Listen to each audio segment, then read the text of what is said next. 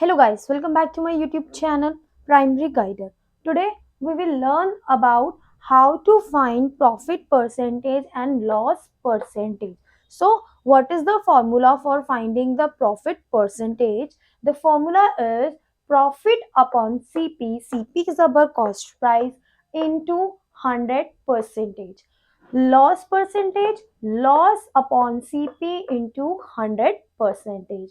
यानी आपको अगर प्रॉफिट परसेंटेज निकालना है तो आपको प्रॉफिट अपॉन सीपी करना होता है और उसको परसेंटेज में कन्वर्ट करने के लिए हम 100 से मल्टीप्लाई करते हैं.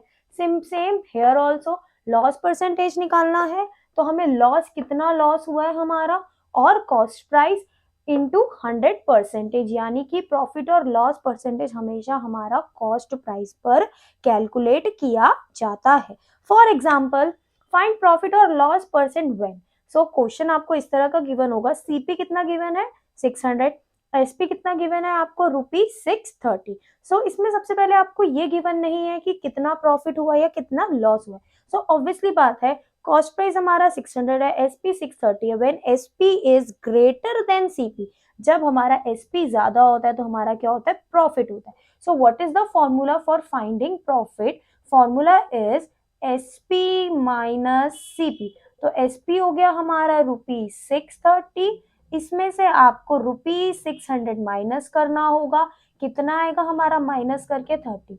तो हमारा प्रॉफिट कितना हुआ 30. So we have to find profit और लॉस परसेंटेज. ऑब्वियसली बात है इसमें प्रॉफिट परसेंटेज ही लगेगी.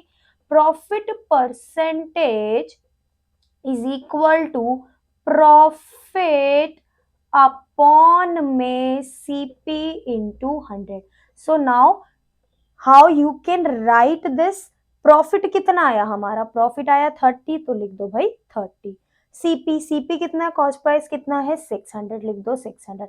For converting this into percentage you have to multiply it from 100 percentage. तो यहाँ पे भी हम परसेंटेज लगा देते हैं.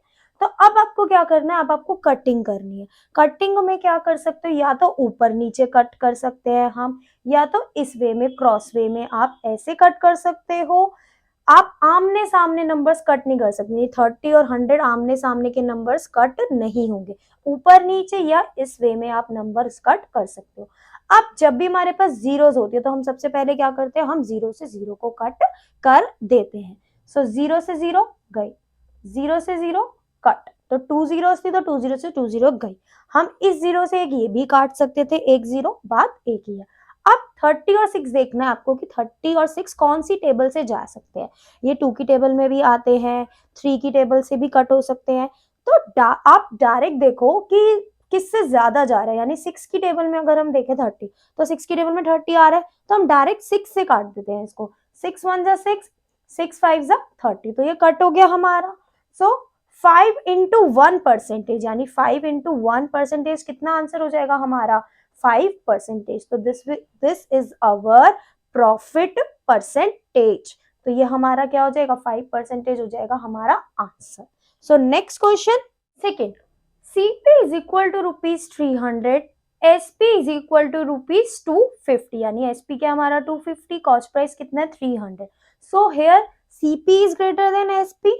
हमारा सीपी क्या है एसपी से ज्यादा है. सो ऑब्वियसली हमें क्या होगा, we will get a loss. So loss निकालने का फॉर्मूला क्या होता है, लॉस निकालने का हमारा फॉर्मूला होता है सीपी माइनस एसपी.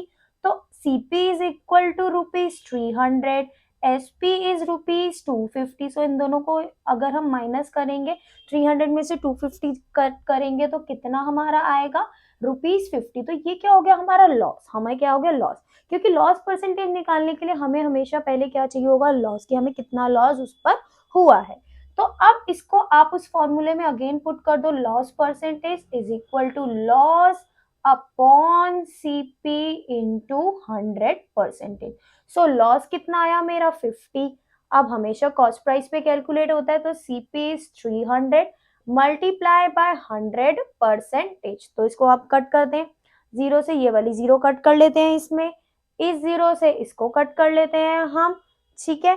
सो अब आपको देखना है कि ये जो 5 और 3 है, क्या 5 और 3 आपस में कट हो सकते हैं? नो, क्योंकि 5 और 3 तो ऊपर नीचे कट हो ही नहीं सकते.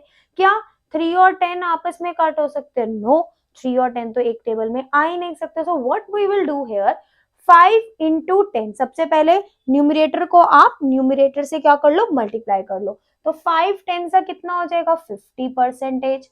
अब डिनोमिनेटर में क्या है हमारा 3, तो 3 का हम क्या लिख देंगे, 3 लिख देंगे.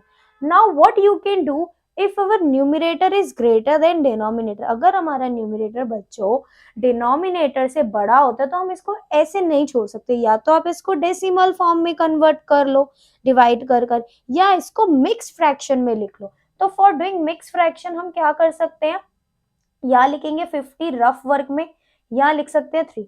तो 3 की टेबल में अब आपको चेक करना है 5 से छोटा नंबर कौन सा है. सो 3 1 3, 5 में से 3 गए, कितना बच गया 2. तो यहाँ पे आ गया आपका 20. तो 20 से छोटा नंबर क्या होगा, 3 6 18 होगा. तो अगेन 10 में से 8 गए तो 2 बचेगा. You can write this in mix fraction.